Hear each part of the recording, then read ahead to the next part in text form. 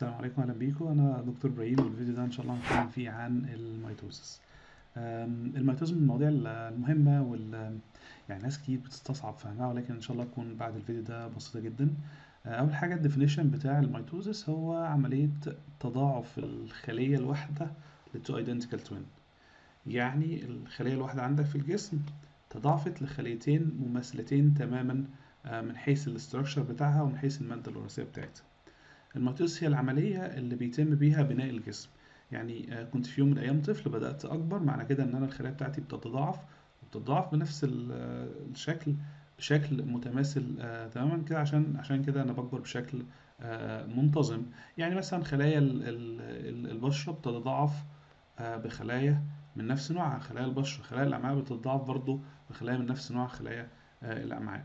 كمان لو حصل عندك اي انجري في الجسم، الوسيله اللي الجسم بيعمل بيها ريبير الانجري هو عمليه تعويض الخلايا عن طريق الميتوزس. يعني برضه هو لما يحصل انجري في السكين، انا بعوض الخلايا اللي حصل لها دامج في السكين بنفس نوع الخلايا عن طريق الميتوزس. الميتوزس مش هو الوسيله اللي بعمل بيها السبيرمس والاوفا. الوسيله اللي بعمل بيها السبيرمس والاوفا هي الميوزس، وان شاء الله نتكلم عنها في فيديو اخر يعني. ولكن انا عندي يعني عشان يعني اعمل عمليه الميتوزس، محتاج شويه متطلبات، او محتاج الخليه تمر بمجموعه من المراحل عشان تكون جاهزه للميتوزس يعني. الميتوزس هي الام فيز من السيل سايكل، وهي عباره عن 3 فيزز، هي البي والام والاي والتي، او البي مات يعني اختصارا كده. ولكن هي بتمثل حوالي فقط 10% من الوقت اللي بتقضيه الخليه في السيل سايكل. الخلية عندي دايما في سيل سايكل، شرحنا قبل كده فيديو للسيل سايكل، هسيب اللينك بتاعه في الوصف، وهسيبه فوق هنا ممكن تبص عليه.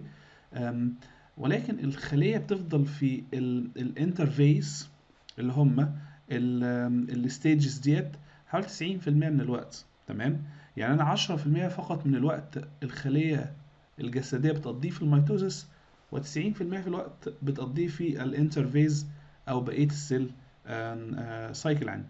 فالانترفيس زي ما انتم يعني عارفين، هي عبارة عن ستيجز. هنبدأ بالجي زيرو، او الجاب زيرو، او الجروس زيرو.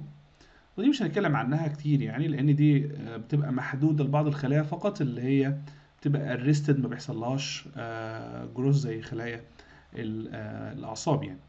عندي بعد كده الجي 1 او الجاب 1 او الجروس 1، وبعد كده الاس فور سينزس، والجي 2 او الجاب 2. طيب زي ما قلت، انا عندي المراحل ديت. يعني الجي 0 خلاص ما فيش عندي اكتيفيتي. الجي 1 هي مرحله بيحصل فيها ماتيوريشن وجروس للخلايا، جروس للخلايا ذات نفسها، وجروس للاورجانيلز. انا كل ده يعني انا في دايره مغلقه، هي اسمها سايكل. الخلايا اللي بتطلع من الميتوسيس بتدور في الدايره دي عشان تنمو وتكبر، والدي ان ايه بتاعها يتضاعف، وبعد كده توصل للميتوزس تاني. يعني زي ما انا قلت، انا عشان اعمل ميتوزس انا محتاج عندي دبل الدي ان ايه، ومحتاج عندي السيلر اورجانيلز يكفوا خليتين كاملين. تمام، فخلاص يبقى انا عندي شي 1 هيحصل فيها الجاب 1 او الجروس 1، يبدا يحصل فيها جروس للخلايا، ماتوريشن للوظائف بتاعتها. اجي على الاس او السينثيسيس فيز، دي هيحصل فيها عمليه ريبليكيشن او دوبليكيشن للماده الوراثيه اللي موجوده عندي. انا عايز اقف بس هنا وقفه كده. هو انا موجود عندي ماده وراثيه قد ايه في الخليه الواحده الجسديه؟ موجود فيها 46 كروموسوم. تمام، موجود فيها 46 كروموسوم في شكل كروموسومات منفرده. تمام، يعني عندي ده شكل الدي ان ايه اهوت. انا موجود في الخليه الجسديه الواحده 46 كروموسوم. طيب انا عايز اعمل دوبليكيشن لل 46 كروموسوم. انا هبدا بس من حته الدي ان ايه. هقوم جايب انزيم اسمه الهيليكيز. نرجع شويه للموليكولار بيولوجي. الهيليكيز ده هيعمل انويند للدي ان ايه زي ما انتم شايفين هنا كده.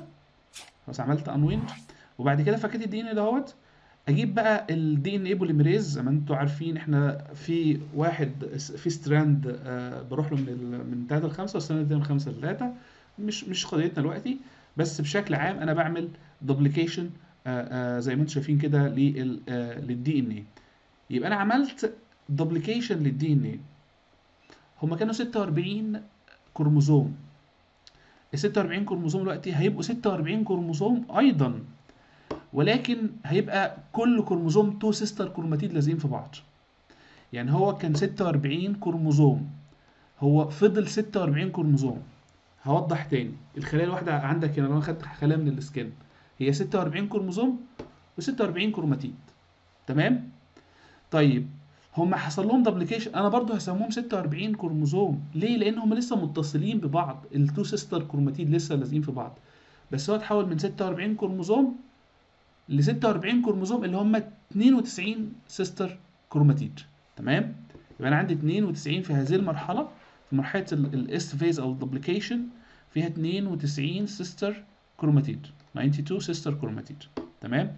يبقى انا كده عملت دبليكيشن. يعني مش هينفع ان انا اقول 46، مش هينفع ان انا اقول 92 كروموسوم، لا لا، هم مش 92 كروموسوم. ليه؟ لان هو اصلا كل سيستر كروماتيد لازقين في بعض. عارفين الشكل اللي احنا بنرسمه دايما للكروموسوم، شكل الاكس؟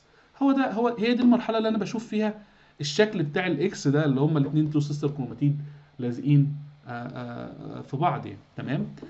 طيب خلاص، يبقى دي مرحله الاس فيز او السنس، عملت دبليكيشن للدي ان ايه. بعد كده هدخل على الجي 2 او الجاب 2 او الجروس 2. خلاص هيحصل برضو فيرزر جروس للخليه، ويعني اكوايرنج للفول فانكشن، وفيرزر جروس للسيلر اورجانيزم الموجوده عندي. يبقى انا خلاص كده عملت جروس، عملت سينثيسيس، وعملت جروس تاني. انا دلوقتي كده جاهز الميتوزس. زي ما انا قلت، الميتوزس هي عباره عن بيمات، واول مرحله عندي هي البروفيز. زي ما انتم شايفين كده، الدي ان ايه اللي موجود في النيوكليوس هو موجود في شكل خيوط. عشان انا اقسمه على خليتين محتاجه يكون مترتب، محتاجه يكون كوندنسد. ليه؟ عشان اضمن ان انا هاخد نسخه في الخلايا دي ونسخه في الخلايا دي. فعشان كده في البروفيز انا هعمل كوندنسيشن، تمام؟ يبقى البروفيز انا عملت كوندنسيشن للكروماتين ستراكشر اللي موجود عندي. وبعد كده هيبدا يظهر عندي بقى، هيبدا يظهر عندي السنترومير اللي انتوا شايفينهم دول، تمام؟ يعني هيبدا يظهر عندي السنترومير اللي هو على شكل الايد دول، هيبدا يظهر عندي السنترومير اللي هيبداوا يطلعوا الميتوتيك سبندل. الميتوتيك سبندل دي خيوط هتمسك في يعني انا عندي تو سنترومير، سنترومير في واحد من اقطاب الخليه، في كل قطب من اقطاب الخليه هيبداوا يطلعوا ميتوتيك سبندل عشان تمسك في الدي ان ايه. طيب خلي بالكم في هذه المرحله المفروض ان الدي ان ايه موجود جوه النيوكليوس. الغشاء بتاع النيوكليوس اصلا خلاص هيختفي في هذه المرحله، تمام؟ فانا كده دلوقتي الدي ان ايه موجود عندي، او الكروموسومات موجوده عندي، يعني بتسبح كده في السيتوبلازم. طب اجي عند الام فيز. الام فيز هي ميتافيز، تمام؟ ويعني ممكن نقول عليها برضو ام فور ميدل. ليه؟ لان الكروموسومات هيحصل لها ترتيب في منتصف الخليه، تمام؟ خلي بالكم، شايفين عند الاستراكشر ده يا دكاتره؟ الكروموسوم موجود في شكل اكس اهو. كل واحده من دول هي وان سيستر كروماتيد، ماشي؟ موجود عليها نسخه كامله من الماده الوراثيه، تمام؟ موجود عليها نسخه كامله من الماده الوراثيه. طب هو في الطبيعي ايه؟ في الطبيعي ان انا يبقى عندي واحده بس من كل، يعني خلاص ده وان سيستر كروماتيد، وان سيستر كروماتيد، وان سيستر كروماتيد، وان سيستر كروماتيد، وهكذا يعني. فانا عندي كده دوبليكيشن اهوت للنسخ. الدوبليكيشن ده زي ما احنا قلنا حصل في الاس بيس. طيب خلاص، انا حصل لهم ترتيب في النص اهوت. الميتوتيك سبندلز، يعني خيوط المغزل زي ما بنقول عليها بالعربي، هتبدا تمسك في كل واحده من السيستر كروماتيد وتسحبها لقطب من اقطاب الخلايا. خلي بالك انا كده هبدا انتقل للانافيز، تمام؟ خلاص سحبت اهوت، سحبت كل واحده فيهم لقطب من اقطاب الخليه. ابدا ادخل بعد كده للتيلوفيز، والتيلوفيز ديت اللي هيبدا يحصل فيها الانقسام بتاع الخليه ذات نفسها لخليتين، يحصل فيها سايتوكاينيزس، فالخليتين ينقسموا، او الخليه الواحده تنقسم من النص كده لخليتين. يبدا يتكون عندي غشاء حوالين الماده الوراثيه اللي موجوده عند الكروموسومات اللي موجوده. السيلر ستراكشرز، السيل اورجانيزم الموجوده برضو اتقسمت بالتساوي على الخليتين. يعني زي ما انتم شايفين هنا عندي كل حاجه اتقسمت بالتساوي، وبرضو ده كان اللي هو ايه، السنترومير اللي كان موجود عندي. فانا كده بالظبط عملت خليتين تو توين. طب انا هما لازم يكونوا ليه تو ايدنتيكال زي ما قلت عشان اضمن ان يبقى في يونيفورميتي، ان خلايا السكن تطلع خلايا سكن، تمام، عشان اضمن انتقال الماده الوراثيه للخلايا اللي بعد كده. فلازم نفس عدد الخلايا او الكروموزومات يكون موجود متساوي، خلايا عضلات تفضل خلايا عضلات، عشان اضمن يبقى في ريبير بشكل مستمر. وطبعا بيبقى في بوابات في النص، زي عندي بوابه ما بين الجي 0 والاس 1، بتشوف لو في غلطه اصلا في الخليه تبدا تصلحها وتبدا تطلعها اصلا من السيل سايكل. ده بالنسبه للميتوزس. اتمنى ان تكون يعني وضحناها بشكل مبسط. لو عندكم اسئله سيبوها في كومنت على الفيديو، ان شاء الله هنشرحها في فيديو اخر، وانتظروا الفيديوهات القادمه. السلام عليكم.